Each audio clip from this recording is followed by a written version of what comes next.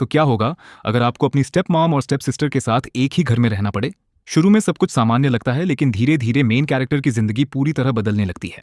आज की इस वीडियो में मैं एक 18+ अडल्ट मैंगा की स्टोरी एक्सप्लेन करने वाला हूँ।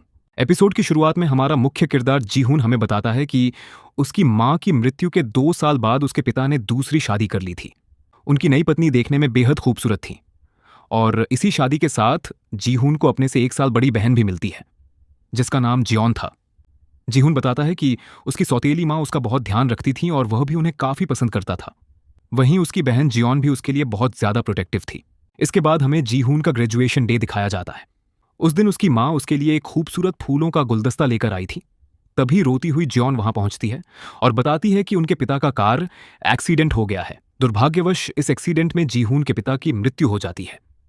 इसके बाद जीहून अपने दादाजी के पास अमेरिका चला जाता है, क्योंकि अपने बेटे की मौत की खबर सुनकर उनके दादाजी की तबीयत काफी खराब हो गई थी। हालांकि वह सिर्फ 2 महीने के लिए गया था, लेकिन घर वापस आने में पूरे 3 साल लग जाते हैं। करीब 3 साल बाद जीहून दोबारा अपने घर लौटता है। अब वह पहले से काफी बड़ा और परिपक्व हो चुका था।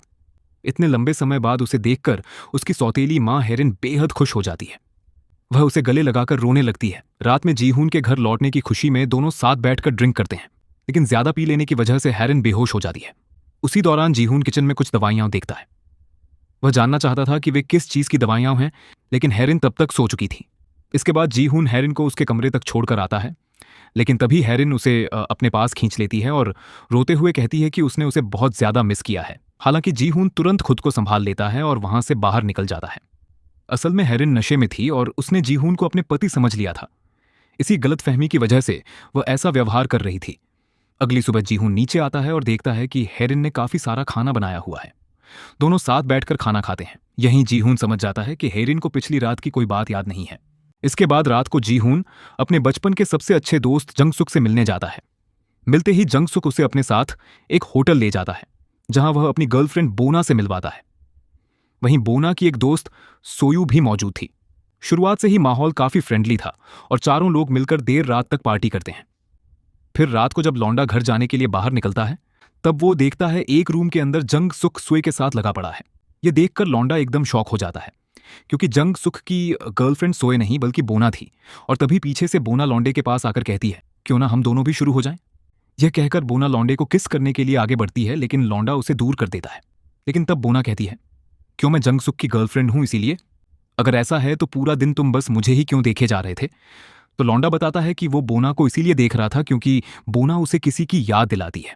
असल में बोना बहुत हद तक आयरन की तरह दिखती है। तो लौंडा यही कह रहा है कि बोना उसे किसी की याद दिलाती। लेकिन तभी बोना उसे नीचे गिराती है और कहती है कि वो उस दूसरी लड़की से भी लौंडे को ज्यादा मजे दे सकती है। यह कहकर बोना फुदकने लगती है। तभी लौंडे के सामने आयरन का चेहरा आ जाता है, मतलब कि बोना के चेहरे की जगह आयरन का चेहरा।